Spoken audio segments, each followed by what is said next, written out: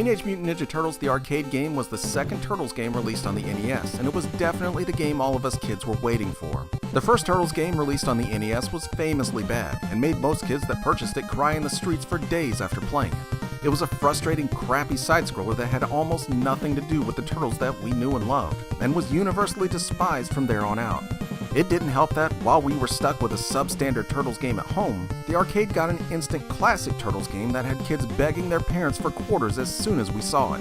Not only did it look almost exactly like the cartoon with its great graphics and animation, but up to 4 kids could take control of the Turtles at the same time and try to take down Shredder and all of the iconic characters from the series. This was the Turtles game that we were all frothing over, and it made it that much worse to play this at the mall, and then go home and play this. Thankfully, our patience was rewarded when Teenage Mutant Ninja Turtles the arcade game was finally released on the NES. And while it may not have had the 4-player option or looked as good as the arcade version, it still had 2-player co-op and ended up playing just as well as the arcade game. It even came with a coupon for a free Pizza Hut pizza, making it that much more of a no-brainer purchase for any 10-year-old. Once you've inhaled your greasy-ass pizza and gotten to the game, you're met with a bare-bones brawler, but that's okay since the arcade game was bare-bones as well. You can dish out your normal attack with one button and jump with the other. You get a jumping attack as well, but it's mostly used to get you away from trouble. You also get a third attack by pressing both attack and jump at the same time. This performs a more powerful attack that can kill monsters in one hit, and absolutely has to be mastered if you want to get very far in the game at all. Using your standard attack can certainly get the job done for a bit, but you'll quickly be overwhelmed if you depend on it too much.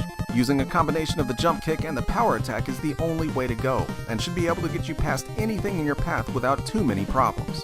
And while that may seem like a basic assortment of moves, it's more than enough to fight off the hordes of enemies in your way. Most of the time you'll be fighting off foot soldiers, but the game does at least do a good job of giving them a good deal of variety. The standard purple guys run straight at you and seem to only exist to be beaten up repeatedly. You also get other foot soldiers that throw ninja stars, use weapons, or find various other ways to try and stop you. You also get other enemies like those annoying robots with the electro lassos, and mousers that constantly chomp on your arm.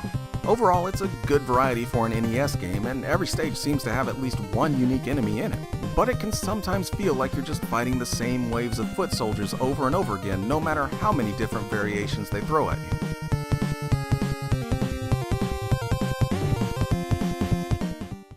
The bosses from the arcade also make an appearance on the NES version as well, and they're just as much of a hit sponge as they were in the arcade.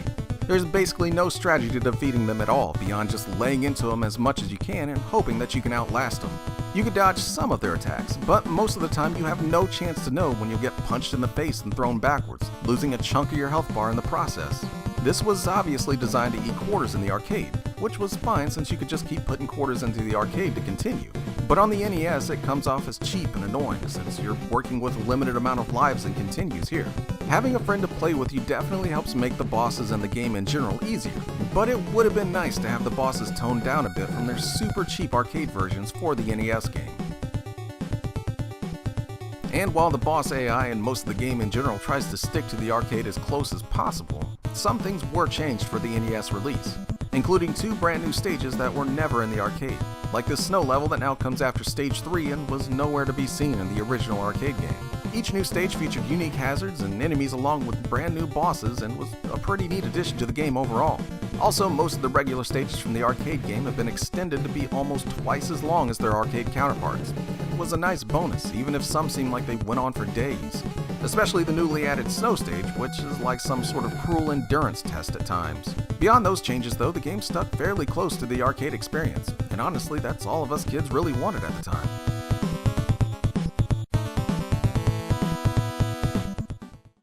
Yes, you could probably leverage a good number of complaints at the game if you wanted to, like the cheap AI, the overly long stages, and the sheer tedium the game can inspire. But it still gets a free pass in my book for finally being the first really great Teenage Mutant Ninja Turtles game on home console. It was the game we should have gotten in the first place, and it was so much fun that it essentially made us completely forget about the crappy first game. Not to mention that just about any criticism this game got was all but eliminated in the sequel, The Manhattan Project, which would go on to be arguably the best brawler ever released on the NES.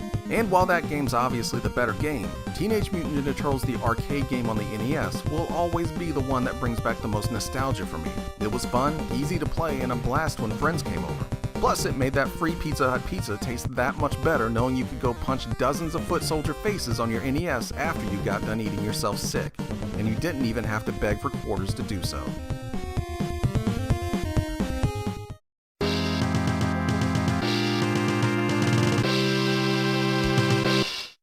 What you're looking at on the screen right now is the original box art for Spike McFang. No, I'm not kidding, that is actually the original box art for Spike McFang. And just looking at that box, you can probably see why kids ran by it in droves at their local video store. But unfortunately for them, they really missed out on a really fun Zelda-like adventure game that never took itself too seriously. It was a fun, lighthearted adventure that really stood out from the more serious fare like Chrono Trigger and Final Fantasy, even if it is completely insane for the most part. Essentially, what you get when you start up Spike McFang is your typical top-down action RPG that Zelda had made famous for years. You control Spike himself in the game, using your cape and super rad top hat to dispose of enemies. Your cape acts as your standard attack, attacking enemies close to you with a 360-degree swipe. Your top hat is your long-range weapon and can be thrown at enemies across the screen. Beyond that, you get some magic items here and there to use, and you can power up Spike's hat throughout the game, but that's really about it. Overall, it's a fairly simple romp that you could easily call baby's first Zelda if you're a cynical bastard like I am. Sure, it's fun enough on its own, but probably not fun enough to keep your attention throughout the entire game. So what does make Old Spike here stand out enough to get anything written about it beyond meh? Well, it's not until you get into the actual storyline and characters that you realize you're dealing with something that may be worth more than a 10-second glance at your local video store. First, let's start with Spike himself. Not only is he the quintessential early 90s tood-filled character, but he's also the heir to Dracula. Yes, the Dracula. Only unlike Dracula, this guy's about as creepy as a cute chibi anime kid with a giant top hat and a cape can be. Still though, he's a fairly charming main character throughout the entire game, and when you first start up the game, you're rolling around in your super cool Dracula car, when you stumble across a young girl that needs your help. It seems her kingdom, and by extension your castle, has been taken over by an evil girl dressed as a cat that throws very real cats at you as weapons. Your task is to infiltrate the castle, kill a ton of monsters, and then defeat her by throwing your top hat at her while avoiding the cats that she throws at you. And this is only the introductory level. From here you go on to learn that you need to defeat an evil zombie general that's taking over your kingdom, and of course only you and your friend can stop him.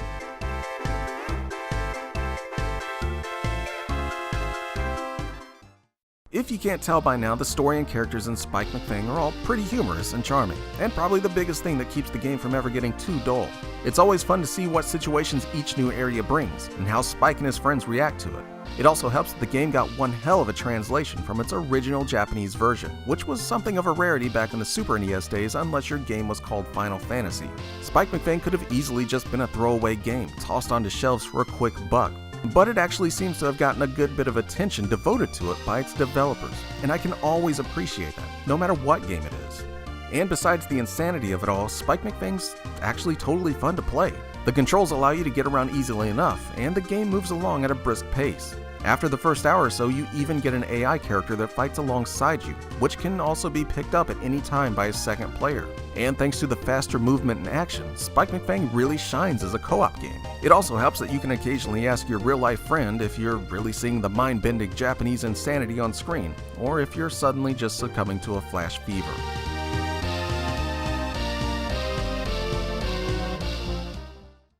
Obviously, I still recommend the game to anyone that's curious enough to ask about it, not only for the super weirdness, but also for the fun, lighthearted gameplay that Spike McFang has in spades. And Spike himself is just such a cool little character in a game filled to the brim with cool stuff. So yeah, I totally think you should check out Spike McFang if you get the chance. It was criminally overlooked for obvious reasons, but you've still got time to correct that. And even if you don't, it doesn't change the fact that Spike had himself an awesome little game here. Dracula would have been really proud.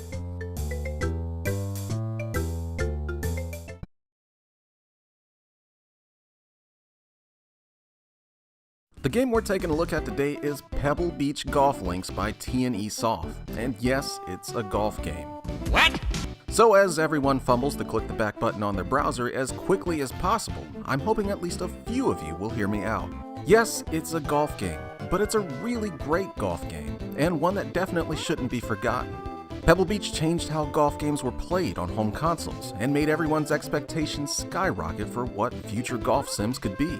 So if you can bear to hear me talk about a Super NES golf game for the next 5 minutes or so, then grab your favorite tea-based lemonade and get ready to learn all about Pebble Beach Golf Links on the Super NES. Loading the game up gives you a fairly standard golf game menu. You can select a few different ways you want to play and change a few options here and there, but by and large there's not much to do beyond picking your golfer and your trusty caddy before heading out onto the links. Things start to get a bit more interesting as you get onto the course though. If you had eyes and lived in the early 90s, you'd quickly notice that this game didn't look like any other golf game out at the time, and for good reason. Pebble Beach is modeled completely in 3D. While other golf games were using overhead views or maps so flat that they made Pilot Wings jealous, Pebble Beach was fully realized in gloriously chunky polygons, making each hole have its own character and unique challenge. Sure, it couldn't really do 3D motion or anything like that, but just seeing the course laid out before you as a 3D model changed the way you approach the game. It was really something special, and way ahead of its time, especially on a home console like the Super NES. The 3D course also did more than just make the game look cool. Modeling the course in 3D finally added a crucial element that was missing in most golf games up to that point, that being elevation. Now not only were you trying to judge power and shot placement, but also actual height and depth to each hole. And what better place to do it on than Pebble Beach, a course that uses a literal chasm in the middle of one of its holes as an actual selling point. The game capitalizes on this as well with its 3D model, using depth and elevation to show off the insanity of its real-life counterpart. Of course, that would all mean nothing if it didn't change the gameplay as well, and Pebble Beach delivers with excellent physics that sends your ball all over the place depending on the surface and the angle. Suddenly, a bad shot just didn't bring up a big out-of-bounds screen and send you back to your previous shot. In Pebble Beach, if you hit a ball down a rocky cliff, your next shot's probably gonna be at the bottom of that rocky cliff. Doing so finally felt like you were playing a real game of golf, instead of just the shootouts that other golf games were content in being.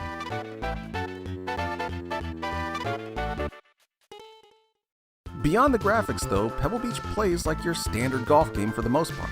You get the tried and true 2-click power meter for judging the power of your shots, along with an overhead map for figuring out just where the hell on the course you actually are. Add in a wind gauge and you've got yourself everything you need to play a game of electronic golf. Pebble Beach does, however, add one unique thing to the gameplay department though, that being the golf ball. Yes, after you finish swinging for the fences with the power meter, this little golf ball comes up with a red dot running across the face of it. No, it's not a new horrific form of golf ball measles. It actually indicates where you want to strike the ball. Hit the ball on the bottom and you'll get a nice high, floaty shot with a ton of backspin. Hit the ball on the top and you'll get a fast, low shot that will usually continue to roll after it hits the grass. It may not seem like much, but the added precision made it that much more important on how you approached each hole, especially with the aforementioned extreme elevation changes on some holes. Besides that though, Pebble Beach didn't stray too far from the established golf game formula.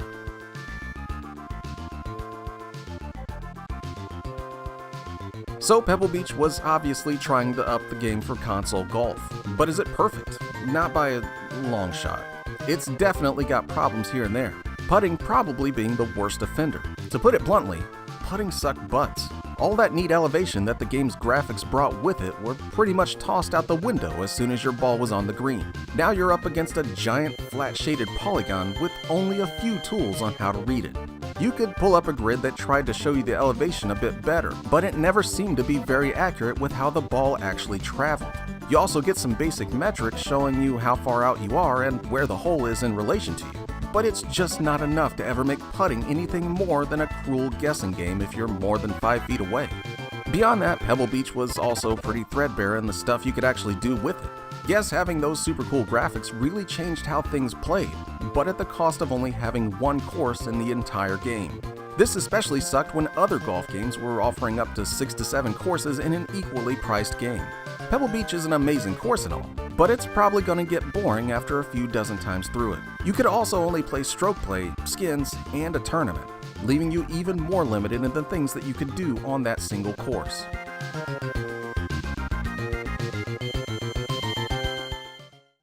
Even with its inadequacies compared to its peers, Pebble Beach was still far and away my favorite golf game back in the 90s. Having the fully realized course suddenly made each round feel completely different. And even though it lacked the features of other more established golf games, it still delivered in feeling far more like an actual game of golf than any of the other games could.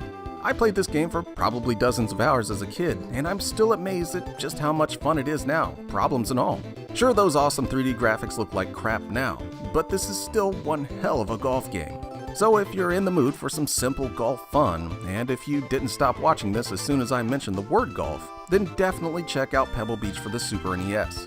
It's still one of the best golf games for the system, and one that I'll never get tired of playing.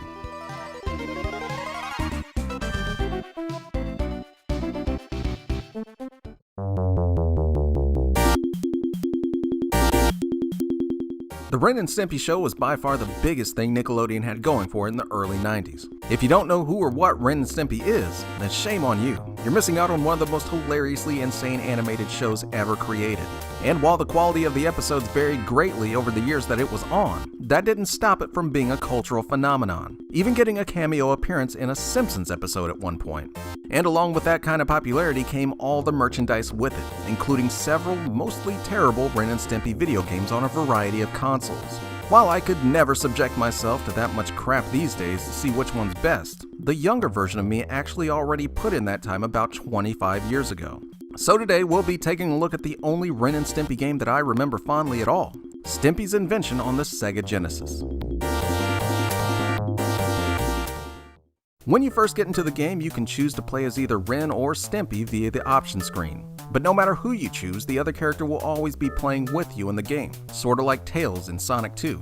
On your own, you can do a basic assortment of moves like jumping and attacking. But the real meat of the gameplay comes from doing combo moves when both characters are close to each other. Once you're within range, you can suddenly use your partner for projectile attacks, super jumps, or other various tomfoolery. You'll be using these moves regularly to navigate the stages, since many enemies and jumps can only be dealt with using these combo moves. There are even some parts where you'll need to use your partner to dig through floors, or toss them across the screen to take enemies out. It's a cool idea, but in reality it's far more frustrating than it should be. To initiate any combo move, you'll both need to be standing right next to each other. If you're off by just a few pixels, the move won't register, and you'll be doing your standard move instead. This usually means that you'll miss a jump or take a hit before you can properly line up the other character again to do what you needed to do. Your AI partner tries his best to stick as close as he can to you, but it's in no way close to being perfect. Sometimes he'll fall off a ledge for no reason, or run away right when you need him the most. This means you'll either be waiting for the character to be flown back on screen by Powdered Toast Man, or worse, trying to coax him into moving where he needs to be, since he'll just be standing off to the side refusing to move. And since the game relies on these combo moves constantly, these issues can definitely turn things into a frustrating mess at times. When things are working as they should though, the game's decently fun. But more often than not, you'll be wrestling with stubborn AI throughout the entire game. At least the stages offer up a good bit of variety though. There's only 5 stages in the game total, but each one has 2 to 3 unique sections in it that are sometimes long enough to count for what could have been an entire stage by itself. Occasionally, the game throws different gameplay in some of the stages, giving you much needed breaks from the standard platforming stages. While the variety is nice, these stages can sometimes be even more frustrating and cheap than the standard ones are. Thankfully, most of them are short enough that they don't grate on your nerves too much, and it's always nice to see games like this try and mix things up a bit, even if they're not always successful. There aren't really any bosses in the game to speak of, but that's probably a good thing since just navigating the stages with Ren and Stimpy can be challenging enough at times. Even with all the frustrating controls and cheap stages, the game's never really that hard. Most of the challenge comes from avoiding enemies while trying to navigate the stage with as few AI fuck-ups as possible. And with 5 stages total, you're looking at a game you could easily finish in under an hour here, with no real reason to go back and play for more.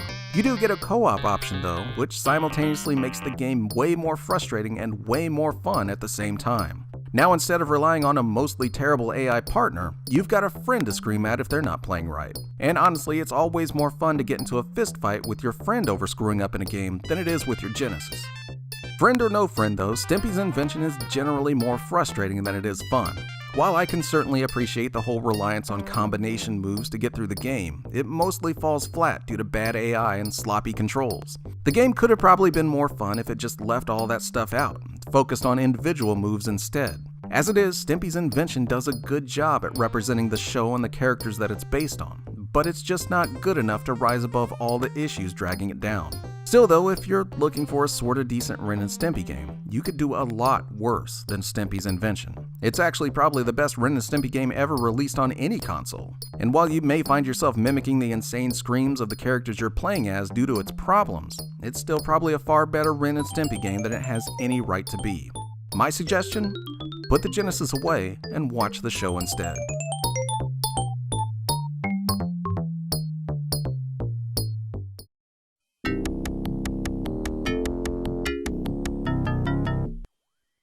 Jurassic Park on the Sega Genesis is a really interesting game. Interesting in both good and bad ways. You see, most of the Jurassic Park games up to this point were focusing on the adventures of Dr. Grant. I suppose that's only natural since Grant was the hero of the movie and all, but he certainly wasn't the main attraction for me and thousands of other kids that went and saw Jurassic Park at movie theaters. We didn't go to be wowed by Grant's "I'm not a hero, I'm just an archaeologist" bullshit. No, we came to watch dinosaurs fuck shit up. And unfortunately, no actual Jurassic Park video games seem to want to capitalize on kids' fantasies of ripping apart humans with dinosaurs. That is until Sega stepped up to the plate with their Jurassic Park game that let you do just that.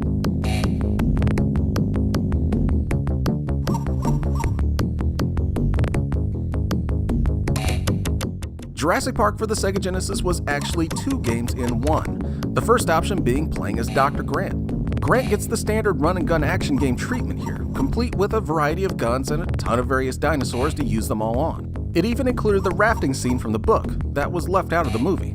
Overall, it's a barely mediocre action game.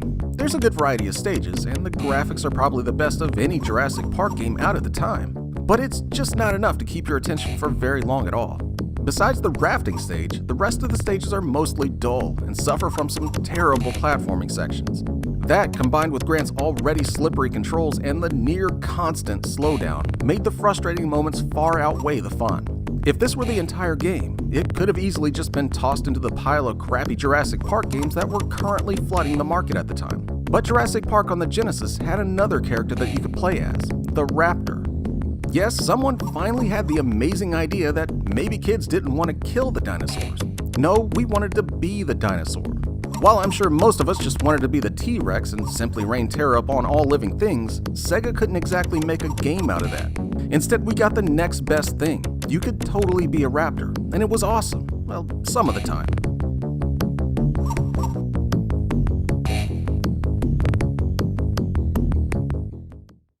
Being the Raptor is mostly as great as it should be. The Raptor looked awesome, and it was finally time to play the part of the predator instead of the prey.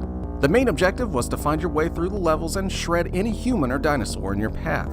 Unlike Grant though, the Raptor only has a couple of moves at his disposal to do so with. Jumping on top of enemies is usually more than enough to take anything down in one hit, but you also get a long distance pounce that can travel across the screen for some super quick takedowns. You even get to eat smaller dinosaurs to refill some health here and there. It was a great idea, and one that was way overdue, but playing as the Raptor fell victim to a game that was trying to do a little bit too much. Mainly being that the developers didn't stop and totally redo most of the game's controls and maps to fit the Raptor better. Yes, the map layouts are a little bit different from Grant's, but it's the same tile sets and obstacles as before. Also, the Raptor isn't a small human like Grant. He's big and bulky, taking up about 3 times the space that Grant takes up on screen. So expecting you to navigate the stages as this giant honking raptor is incredibly frustrating at times. He's also just as slippery as Grant in the controls department, if not more so due to his size. And if you thought getting through the stages with Grant was rough, just wait till you have to master jumping onto tiny platforms as a raptor. When you're able to just jump on people and eat them, playing as the raptor's awesome. But as soon as you saw a few platforms you had to maneuver him onto, well, the game tanked really hard.